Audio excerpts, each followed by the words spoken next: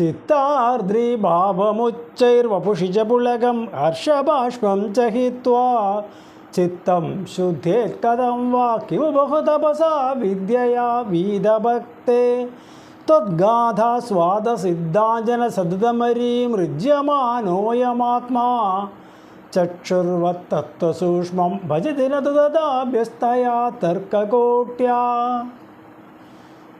ചിത്ത ആർദ്രീഭാവം ഉച്ചൈഃ വപുഷി ച പുളകം ഹർഷബാഷ്പം ചഹിത്വാ ചിത്തം ശുദ്ധ്യേത് കഥം വാ കിം ബഹുതപസാ വിദ്യയാ വീതഭക്തേഃ ത്വദ്ഗാഥ ആസ്വാദ സിദ്ധാഞ്ജന സതതമരീമൃജ്യമാനഃ അയം ആത്മാ ചക്ഷുർവത് തത്വസൂക്ഷ്മം ഭജതി നതു തഥാ അഭ്യസ്തയാ തർക്കകോട്യാ.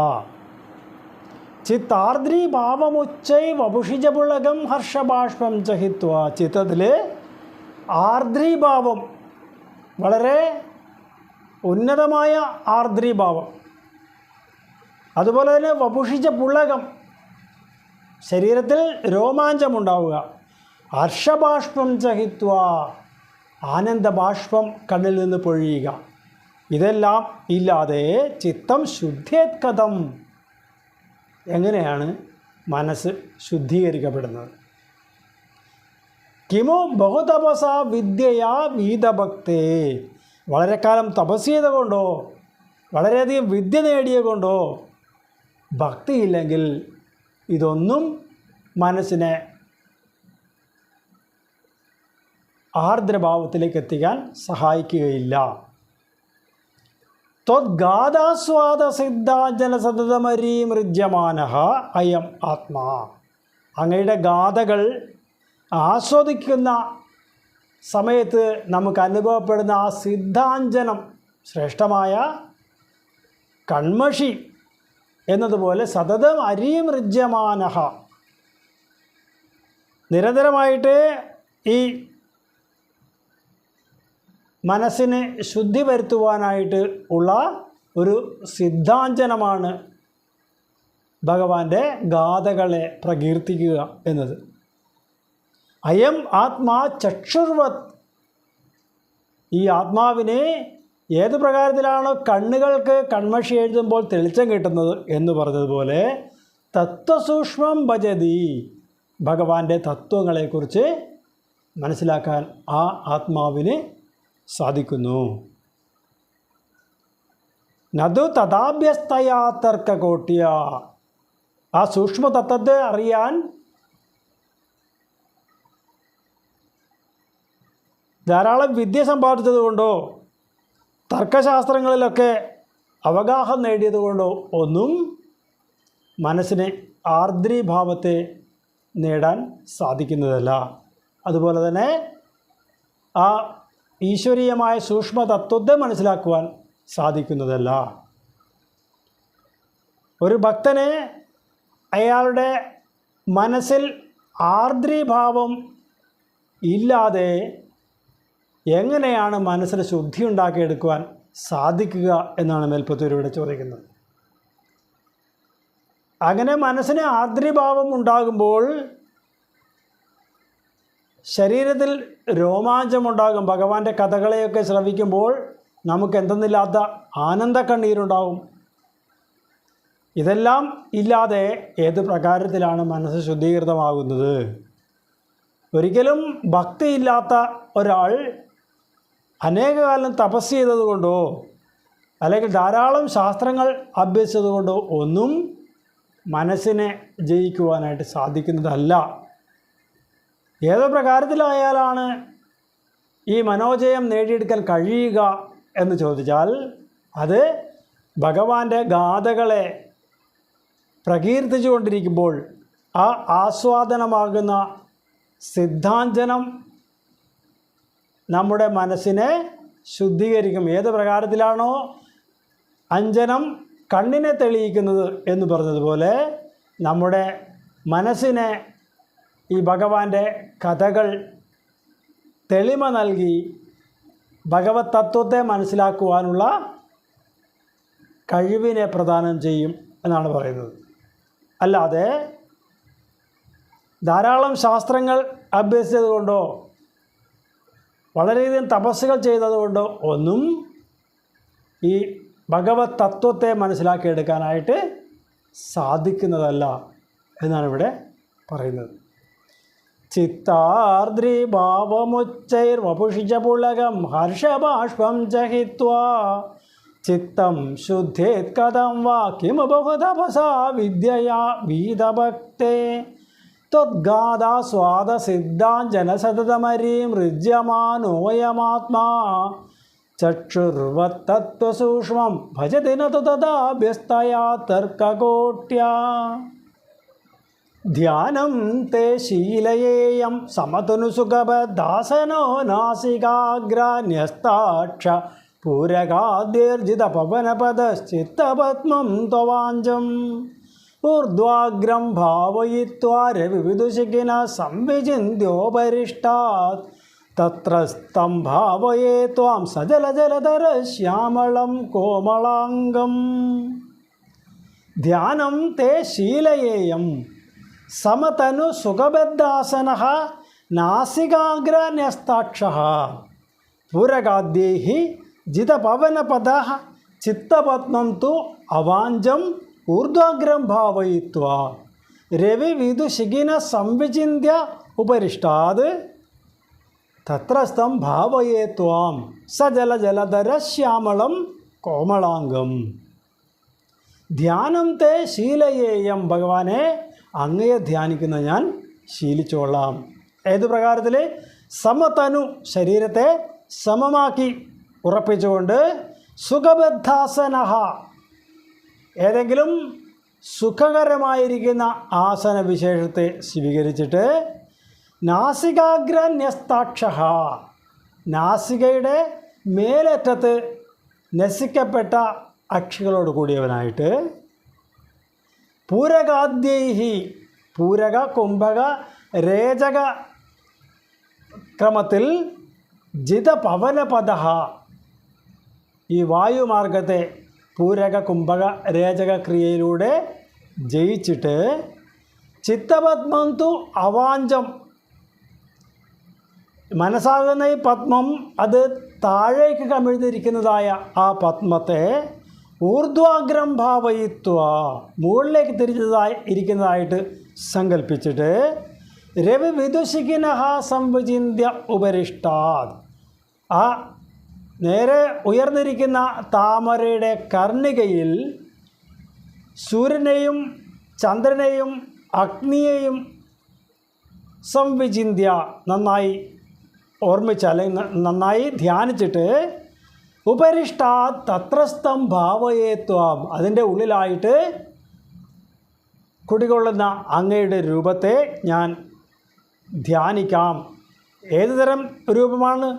ശ്യാമളവർണ്ണനും കാർഗൊണ്ടലിനെ പോലെ മനോഹരനും സുകുമാര ശരീരനുമായ അങ്ങയെ ഞാൻ ആ കർണികയുടെ മധ്യത്തിൽ സങ്കല്പിച്ചുകൊണ്ട് ധ്യാനിക്കാം.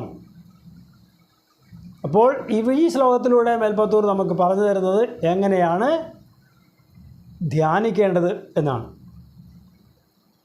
ആദ്യം ശരീരത്തെ സമമാക്കി നിർത്തിയിട്ട് സുഖകരമായ ഒരു ആസന വിശേഷത്തെ സ്വീകരിക്കണം.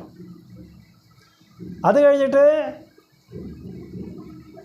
അക്ഷികളെ നാസികയുടെ മേലറ്റത്ത് ഉറപ്പിച്ചിട്ട്, പൂരക കുംഭക രേചക ക്രമത്തിൽ ശ്വാസവായുവിനെ നിയന്ത്രിച്ചുകൊണ്ട്, അല്ലെങ്കിൽ ശ്വാസപദത്തെ ജയിച്ചുകൊണ്ട്, മനസ്സാകുന്ന താമര അത് കീഴ്പോട്ട് തിരിഞ്ഞാണ് ഇരിക്കുന്നതെന്നാണ് സങ്കല്പം. ആ ചിത്തപത്മത്തെ മുകളിലേക്ക് നിവർന്നിരിക്കുന്നതായി സങ്കല്പിച്ചിട്ട്, ആ താമരയുടെ കർണികയിൽ സൂര്യചന്ദ്രന്മാരെയും അഗ്നിയെയും സങ്കല്പിച്ചിട്ട്, ആ അഗ്നിക്ക് മധ്യസ്ഥനായിരിക്കുന്ന സുകുമാര ശരീരനായിരിക്കുന്ന കാർമേഘവർണ്ണനാകുന്ന അങ്ങയെ ഞാൻ ധ്യാനിച്ചു കൊള്ളാം എന്നാണ് പറയുന്നത്. ഇവിടെ മനസ്സിനെ ഏകാഗ്രമാക്കി നിർത്തിക്കൊണ്ട് പൂർണ്ണമായും ഭഗവാന്റെ രൂപത്തിൽ ശ്രദ്ധയെ കേന്ദ്രീകരിച്ചുകൊണ്ട് ധ്യാനിക്കണം എന്നാണ് ഇവിടെ പഠിപ്പിക്കുന്നത്. ഏകാഗ്രമായ മനസ്സോടുകൂടി ഈ ധ്യാനകർമ്മം ചെയ്യണം എന്നതാണ് ഈ ശ്ലോകത്തിലൂടെ നമുക്ക് പറഞ്ഞു തരുന്നത്. ധ്യാനം തേ ശീലയേയം സമതനുസുഖബദ്ധാസനോ നാസികാഗ്രാന്യസ്താക്ഷ പൂരകാദ്യർജിത പവനപദശ്ചിത്തപത്മം ത്വവാഞ്ചം ഊർധ്വാഗ്രം ഭാവയിത്വാ വിദുഷികിന സംവിചിന്യോപരിഷ്ടാത് തത്രസ്ഥം ഭാവയേ ത്വാം സജലജലധര ശ്യാമളം കോമളാംഗം ആലീലശ്ലേഷ്ണകേശം ജ്വലിതമകരസത്കുണ്ടലം മന്ദഹാസസ്യന്താർദ്രം കൗസ്തുഭശ്രീ പരിഗതവനമാലോരുഹാരാഭിരാമം ശ്രീവത്സാംഗം സുബാഹും മൃദുലസതുതരം കാഞ്ചനഛായചേലം ചാരു സ്നിഗ്ധോരും അംഭോർഹലളിതപദം ഭാവയേഹം ഭവന്തം. ആനീലശ്ലേഷ്ണകേശം ജ്വലിതമകരസത്കുണ്ടലം മന്ദഹാസസ്യന്താർദ്രം കൗസ്തുഭശ്രീപരിഗത വനമാല ഉരുഹാരാഭിരാമം ശ്രീവത്സാംഗം സുബാഹും മൃദുലസത് ഉദരം കാഞ്ചനഛായചേലം ചാരു സ്നിഗ്ധോരും അംബോർഹലളിതപദം ഭാവയേ അഹം ഭവന്തം. ആനീലശ്ലേഷ്ണകേശം കറുത്ത് മിനുത്ത ഭഗവാന്റെ തലമുടി, ജ്വലിതമകരസത്കുണ്ടലം തിളങ്ങുന്ന നല്ല മകരകുണ്ഡലങ്ങൾ, മന്ദഹാസസ്യന്താർദ്രം പുഞ്ചിരി ഒഴുകി വരുന്നത് കൊണ്ടുള്ള ആ ദയോടുകൂടിയുള്ള നോട്ടം, കൗസ്തുഭശ്രീ പരിഗത വനമാലോരുഹാരാഭിരാമം കൗസ്തുഭശ്രീ ആ കൗസ്തുഭം ധരിച്ചിരിക്കുന്നതിൻ്റെ അഴകും, പിന്നെ പരിഗത വനമാലോരുഹാരാഭിരാമം വനമാലയുടെയും വലിയ മുത്തുമാല കൊണ്ടുമുള്ള അഭിരാമം സൗന്ദര്യം. അതുപോലെ തന്നെ ശ്രീവത്സാംഗം മാറിൽ ധരിച്ചിരിക്കുന്ന ആ ശ്രീവത്സം എന്ന മറുക്, സുബാഹും മനോഹരമായ നീണ്ടിടംപെട്ട ഭഗവാന്റെ കൈകൾ, മൃദുലസതുദരം വളരെ മൃദുവായിട്ട് ശോഭിക്കുന്ന ഭഗവാന്റെ തിരുവയർ, കാഞ്ചനഛായചേലം പൊന്നിൻ നിറമുള്ള പട്ട്, ചാരുസ്നിഗ്ധോരും മനോഹരമായ കൊഴുത്ത ഭഗവാന്റെ തൃത്തുടകൾ, അംബോരുഹലളിതപദം താമര പോലെ മനോഹരമായിരിക്കുന്ന ഭഗവാന്റെ കാലുകൾ, അഹം ഭാവയേ അപ്രകാരമുള്ള ആ രൂപത്തെ ഭവന്തം അങ്ങയുടെ രൂപത്തെ അഹം ഭാവയെ ഞാൻ ധ്യാനിക്കുന്നു. ഭഗവാന്റെ ശിരസിലുള്ള നല്ല കറുത്ത തലമുടി, മനോഹരമായി തിളങ്ങുന്നതായ മകരകുണ്ഡലങ്ങൾ, ചെറുപുഞ്ചിരി മൂലം ഉള്ള ആ ആർദ്രഭാവം, കൗസ്തുഭം മിന്നിത്തിളങ്ങുന്നതായ ശോഭ, വനമാലയും വലിയ മുത്തുമാലയുമൊക്കെ ധരിച്ചുകൊണ്ടിരിക്കുന്ന ആ മാറിൻ്റെ സൗന്ദര്യം, ഭഗവാന്റെ തിരുമാറുള്ള ശ്രീവത്സം എന്ന മറുക്, മനോഹരമായ കൈകൾ, മൃദുലങ്ങളായിരിക്കുന്ന ഭഗവാന്റെ തിരുവയർ, നല്ല പട്ട് ധരിച്ചിരിക്കുന്നതിൻ്റെ ഭംഗിയോട് കൂടിയതും ചാരുസ്നിഗ്ധോരും മനോഹരമായ മൃദുലമായ ഭഗവാന്റെ തൃത്തുടകളും, അംബോരുഹലളിതപദം താമരയ്ക്ക് സദൃശമായിരിക്കുന്ന ഭഗവാന്റെ പാദങ്ങളെയും ഒക്കെ ഞാൻ ധ്യാനിക്കുന്നു. ഇവിടെ ഭഗവാനെ കേശാദിപാദ വർണ്ണനയാണ് നിർവഹിച്ചിരിക്കുന്നത്. ഏതൊരു ധ്യാനത്തിലും നമ്മൾ ഉപാസിക്കുന്ന ആ ദേവതയെ ഇപ്രകാരം കേശാദിപാദം മനസ്സിൽ സ്മരിക്കണം എന്നാണ്. അപ്പോഴേ ആ രൂപം നമ്മളുടെ മനസ്സിൽ ഉറയ്ക്കുകയുള്ളൂ. ഏതൊരു കാര്യത്തെക്കുറിച്ച് ചിന്തിച്ചാലും നമ്മളുടെ മനസ്സ് എപ്പോഴും പലയിടങ്ങളിലേക്ക് പായുന്ന ഒന്നാണ്. അതിനെ ബലമായിട്ട് ഒരിടത്ത് പിടിച്ചു നിർത്തണമെങ്കിൽ അതിന് ശക്തമായ ഒരു സങ്കല്പം ആവശ്യമാണ്. അതിനാണ് നമുക്ക് ഏറ്റവും ഇഷ്ടപ്പെട്ട ഒരു മൂർത്തിയുടെ രൂപം മനസ്സിൽ സങ്കല്പിച്ചുകൊണ്ട് ആ മൂർത്തിയുടെ കേശാദിപാദത്തെ ധ്യാനിക്കുന്നത്. ആനീലശ്ലേഷ്ണകേശം ജ്വലിതമകരസത്കുണ്ടലം മന്ദഹാസ്യന്താർദ്രം കൗസ്തുഭശ്രീ പരിഗതവനമാലോരുഹാരാഭിരാമം ശ്രീവത്സാംഗം സുബാഹും മൃദുലസതുതരം കാഞ്ചനഛായചേലം ചാരു സ്നിഗ്ധോരുമമ്പോരുഹലിളിതപദം ഭാവയേഹം ഭവന്തം. സർവാംഗേ ശങ്കരംഗത് കുതുകമിതി മുഹുർധാരയന്നീശചിത്തം തത്രാപ്യേകത്രയുഞ്ജേ വദനസരസിജേ സുന്ദരേ മന്ദഹാസേ തത്രാലീനം തു ചേത പരമസുഖചിതദ്വൈതരൂപേ വിതന്വൻ അന്യർനോ ചിന്തയേയം മുഹൃതി സമുപാരൂഢ യോഗോ ഭവേയം. സർവ അംഗേഷു അംഗ രംഗത്കുതുകം ഇതി മുഹുഃ ധാരയൻ ഈശ ചിത്തം തത്ര അപി ഏകത്രയുഞ്ജേ വദനസരസിജേ സുന്ദരേ മന്ദഹാസേ തത്ര ആലീനം തു ചേതഃ പരമസുഖചിത് അദ്വൈതരൂപേ വിതന്വൻ അന്യത് നഃ ചിന്തയേയം അന്യത് നോ ചിന്തയേയം മുഹുഃ ഇതി സമുപാരൂഢ യോഗഃ ഭവേയം. സർവാംഗേഷു അംഗ രംഗത് കുതുകമിതി മുഹുഃ ധാരയൻ ഈശചിത്തം.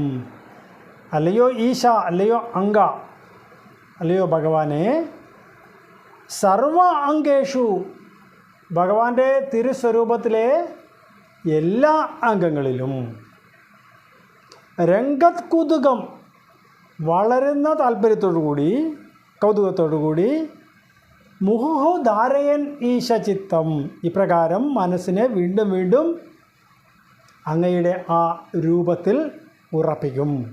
അത് കഴിഞ്ഞിട്ട് തത്ര അപി ഏകത്രയുഞ്ജേ വദനസരസിജേ സുന്ദരേ മന്ദഹാസേ ഭഗവാന്റെ സുന്ദരമായ ആ മന്ദഹാസത്തിലേക്ക് ഞാൻ എൻ്റെ മനസ്സിനെ ചേർത്ത് വയ്ക്കും.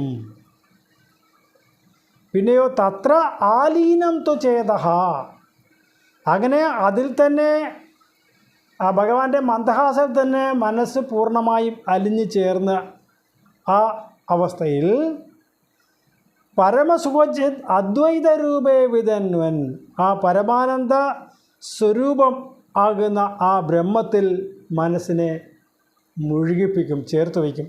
എന്നിട്ട് അന്യത് ന ചിന്തയേയം ഞാൻ പിന്നീട് മറ്റൊന്നിനെക്കുറിച്ചും ചിന്തിക്കുകയില്ല. അതായത് മനസ്സിനെ പൂർണ്ണമായും നിയന്ത്രണത്തിലാക്കി അത് ഭഗവാനിൽ തന്നെ ഉറപ്പിച്ചു വയ്ക്കും.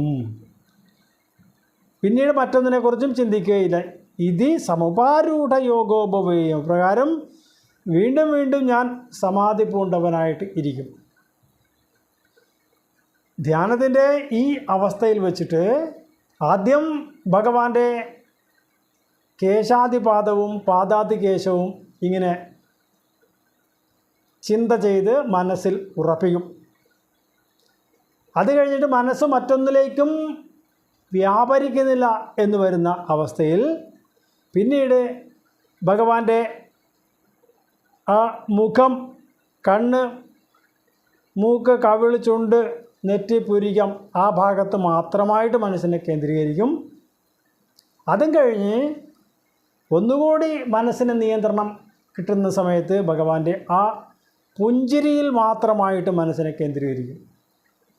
ഭഗവാന്റെ ആ മന്ദഹാസം എന്ന് പറയുന്നത് ആ അദ്വൈത സ്വരൂപം തന്നെയായിരിക്കുന്ന ബ്രഹ്മം തന്നെയാണ്. അതുകൊണ്ട് ഇങ്ങനെ കൈവിട്ടു പോകുന്ന മനസ്സിനെ വീണ്ടും വീണ്ടും ഞാൻ ഈ പ്രകാരം ഭഗവാന്റെ ഓരോ അവയവങ്ങളിലും കേശാദിപാദം പാദാദികേശവും ചിന്ത ചെയ്ത് അത് കഴിഞ്ഞിട്ട് മുഖത്ത് മാത്രമായിട്ട് മനസ്സിനെ കേന്ദ്രീകരിച്ച് പിന്നീട് ഭഗവാന്റെ പുഞ്ചിരിയിൽ മാത്രമായിട്ട് എൻ്റെ മനസ്സിനെ കേന്ദ്രീകരിച്ചുകൊണ്ട് ഞാൻ ആ അവസ്ഥയിൽ സമാധി യോഗത്തെ അനുവർത്തിച്ചു കൊള്ളാം എന്നാണ് മേൽപ്പത്തൂരിലൂടെ പറയുന്നത്. ഭക്തിയുടെ ശ്രേഷ്ഠമായ ഒരു ഭാവത്തിലേക്കാണ് ഈ ധ്യാനാവസ്ഥ നമ്മളെ എത്തിക്കുന്നത് എന്നാണ് ഈ ശ്ലോകത്തിലൂടെ പറയുന്നത്. ഏതേത് ഉപാസന ദേവതകളാണോ നമുക്ക് ഇഷ്ടമായിട്ടുള്ളത് ആ ദേവതയെ നിരന്തരമായ സങ്കല്പം കൊണ്ട് മനസ്സിൽ ഉറപ്പിച്ചിട്ട് ആ രൂപത്തെ കേശാദിപാദവും പാദാദികേശവും വീണ്ടും വീണ്ടും ചിന്തിച്ച് അത് കഴിഞ്ഞിട്ട് ആ മുഖത്തിലുള്ള ഓരോരോ അവയവങ്ങൾ കണ്ണ് മൂക്ക് ചെവി അങ്ങനെയുള്ള അവയവങ്ങളിലൊക്കെ വ്യാപരിപ്പിച്ച് മനസ്സ് മറ്റെങ്ങും പോകാതെ നിലനിർത്തി നിയന്ത്രിച്ചുകൊണ്ട് അവസാനമായിട്ട് ഭഗവാന്റെ ആ സുന്ദരമായ മന്ദഹാസത്തിലേക്ക് മനസ്സിനെ ചുരുക്കുക. പിന്നീട് അവിടെ നിന്ന് മറ്റൊരിടത്തേക്കും മനസ്സ് പോകുന്നില്ല എന്ന് ഉറപ്പാക്കുമ്പോൾ ആ ധ്യാനയോഗത്തിൻ്റെ പരമകാഷ്ഠയിലേക്ക് ഒരു ഭക്തൻ എത്തുകയായി എന്നാണ് ഇവിടെ മേൽപ്പത്തൂര് നമുക്ക് പറഞ്ഞു തരുന്നത്. സർവാംഗേ ശങ്കരംഗത് കുതുകമിതി മുഹുർധാരയന്നീശചിത്തം തത്രാപ്യേകത്രയുഞ്ജേ വദന സരസിജേ സുന്ദരേ മന്ദഹാസേ തത്രാലീനം തു ചേത പരമസുഖചിതദ്വൈതരൂപേ വിതന്വൻ അന്യന്നോ ചിന്തയേയം മുഹുരിതി സമുപാരൂഢ യോഗോ ഭവേയം.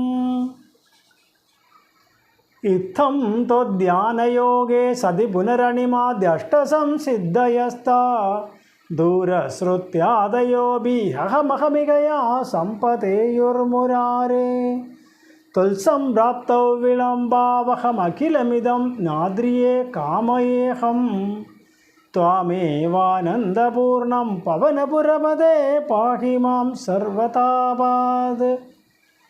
ഇത്തം ത്വധ്യാനയോഗേ സതി പുനഃ അണിമാദി അഷ്ടസംസിദ്ധയഃ താഃ ദൂരശ്രുത്യാദയഃ അപി ഹി അഹമഹമികയാ സമ്പതേയുഃ മുരാരേ ത്വത്സംപ്രാപ്തൗ വിളംബൗ അഹം അഖിലമിദം ന ആദ്രിയേ കാമയേഹം ത്വാം ഏവ ആനന്ദപൂർണം പവനപുരപദേ പാഹി മാം സർവതാപാത്.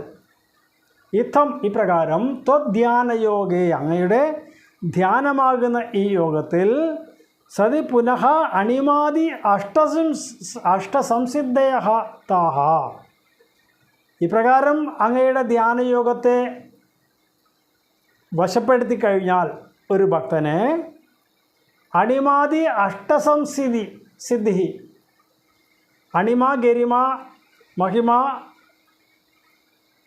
ലഘിമ പ്രാപ്തി പ്രാഗാമ്യം തുടങ്ങിയ അഷ്ടൈശ്വര്യങ്ങൾ വന്നു ചേരും.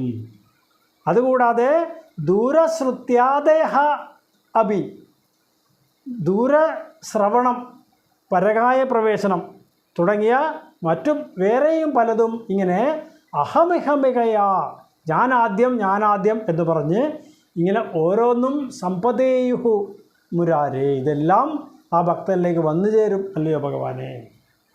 അതെല്ലാം എങ്ങനെയാണെന്നാൽ ത്വത് സംപ്രാപ്ത വിളംബവും അങ്ങേ പ്രാപിക്കാൻ ഇവയെല്ലാം നമുക്ക് കാലവിളംബം വരുത്തും എന്നതിനാൽ ന ആദ്രിയേ ഞാനിതൊന്നും ആഗ്രഹിക്കുന്നില്ല. കാമയേഹം ഞാൻ എന്താണ് ആഗ്രഹിക്കുന്നത്? ത്വാമേവ അങ്ങയെ മാത്രം. എങ്ങനെയുള്ള അങ്ങ്?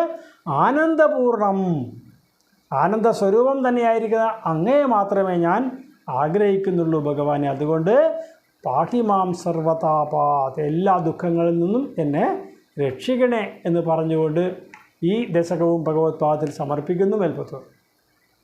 അപ്പോൾ ഈ അഷ്ടാംഗയോഗം എന്ന മാർഗത്തിലൂടെ മുന്നോട്ട് പോകുന്ന ഒരു ഭക്തൻ ആ ധ്യാനമാർഗസ്ഥിതനായിട്ട് സമാധി അവസ്ഥ വരെ എത്തിച്ചേരുന്ന അയാൾക്ക് മുൻപിലേക്ക് അഷ്ടൈശ്വര്യങ്ങൾ വന്നു ചേരും അതുപോലെ ദൂരശ്രവണം, പരകായ പ്രവേശനം തുടങ്ങിയ ഗുണങ്ങളൊക്കെ വന്നു ചേരും. അത് ഏതൊക്കെയാണെന്ന് ഇവിടെ വിശദമായിട്ട് തന്നെ പറയുന്നുണ്ട്. ഏതൊക്കെയാണ് അഷ്ടൈശ്വര്യങ്ങൾ എന്ന് പറഞ്ഞാൽ അണിമ ദേഹം ചെറുതാക്കുക, മഹിമ ദേഹം വലുതാക്കുക, ലഘിമ ദേഹത്തിൻ്റെ കനം കുറയ്ക്കുക, ഗരിമ കനം കൂട്ടുക, പ്രാപ്തി മനസ്സുകൊണ്ട് വിചാരിക്കുന്ന സ്ഥലത്ത് എത്തിച്ചേരുക, പ്രാകാശ്യം മുമ്പ് കണ്ടതും കേട്ടതുമെല്ലാം പ്രത്യക്ഷം പോലെ പ്രകാശിക്കുക, തൻ്റെ ശക്തി ആരിലും ചെലുത്തുവാനുള്ള ശക്തി എന്ന് പറയുന്ന ഈശിത്വം ലഭിക്കുക, ലൗകിക സുഖങ്ങളിലൊന്നും ആഗ്രഹമില്ലായ്മയാകുന്ന വശിത്വം തുടങ്ങിയവയാണ് അഷ്ടൈശ്വര്യങ്ങൾ. അതുകൂടാതെ ദൂരെയുള്ള ശബ്ദങ്ങൾ കേൾക്കാൻ അല്ലെങ്കിൽ ദൂരത്തുള്ളത് കാണുക, പരകായ പ്രവേശനം ചെയ്യുക, തനിക്ക് വേണ്ടിയിടത്തോളം കാലം മരിക്കാതിരിക്കുക തുടങ്ങി വേറെയും 10 സിദ്ധികൾ ഉണ്ടെന്നാണ് പറയുന്നത്. ഇതെല്ലാം യോഗ പരിശീലനം കൊണ്ട് സ്വാധീനപ്പെടുന്ന ശക്തികളാണ്. പക്ഷേ ഇതിനെല്ലാം ഒരു കുറവുള്ളത് എന്താണെന്ന് വെച്ചാൽ, ഇങ്ങനെയുള്ള ഈ അഷ്ടൈശ്വര്യങ്ങളും ഈ 10 സിദ്ധികൾ വേറെയുള്ളതും ഒക്കെ വന്നു ചേർന്ന് കഴിഞ്ഞാൽ മനുഷ്യനിൽ ലക്ഷ്യബോധം നഷ്ടപ്പെടും. അപ്പോൾ ഏതൊരു ജീവാത്മാവിൻ്റെ ഗതിയാണോ പരമാത്മാവിലേക്ക് തിരിച്ചു വച്ചിരിക്കുന്നത്, അതിൽ നിന്ന് വ്യതിയാനം സംഭവിച്ചു പോകും ഇങ്ങനെയുള്ള സിദ്ധികൾ ഒക്കെ വന്നു ചേർന്നാൽ. അതുകൊണ്ട് ഞാൻ ഈ സിദ്ധികൾ ഒന്നും ആഗ്രഹിക്കുന്നില്ല ഭഗവാനെ, എനിക്ക് അങ്ങയെ മാത്രം മതി. എങ്ങനെയുള്ള അങ്ങ് എന്ന് ചോദിച്ചാൽ ആനന്ദസ്വരൂപനായിരിക്കുന്ന ഭഗവാനെ മാത്രമേ ഞാൻ ആഗ്രഹിക്കുന്നുള്ളൂ. അതുകൊണ്ട് എൻ്റെ രോഗങ്ങളെയൊക്കെ മാറ്റിത്തരണേ എന്ന് മേൽപ്പത്തൂർ പ്രാർത്ഥിച്ചുകൊണ്ട് ഈ ദശകവും ഭഗവത്പാദത്തിൽ സമർപ്പിക്കുന്നു.